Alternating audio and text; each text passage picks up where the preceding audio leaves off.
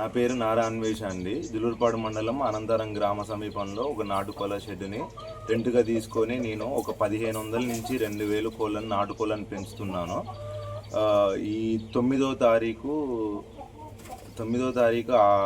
నేను మా వైఫ్ని హాస్పిటల్ తీసుకెళ్లడంతో దుండగులు కొంతమంది వచ్చి వెనక డోర్ పలగొట్టుకొనేసి నా నాటుకోళ్ళని ఒక 70-80 వేల రూపాయలు గల నాటుకోళ్ళని తీసుకొని వెళ్ళారు. నేను జులూరుపాడు పోలీసులకు ఫిర్యాదు చేశాను.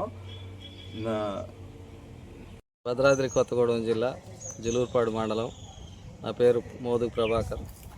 జులూరుపాడులో ప్రభుత్వం దళిత బంధు పథకం ద్వారా ఆర్థిక సాయం చేస్తే నాటుకోళ్ల ఫామ్ పెట్టుకున్నాం.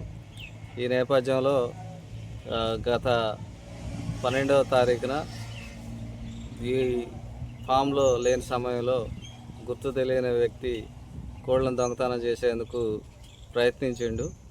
ఈ షెడ్లో సీసీ కెమెరాలు ఉండటం వల్ల అలర్ట్ సైరన్ రావడంతో భయపడి పారిపోయిండు. మరి నాటుకోళ్ళు దొంగతనాలు చేసే వ్యక్తులు ఎక్కువయ్యారు కాబట్టి మరి పోలీసు దృష్టి సారించి ఈ దొంగతనాలు అడ్డుకట్ట వేయాలని కోరుతున్నాం.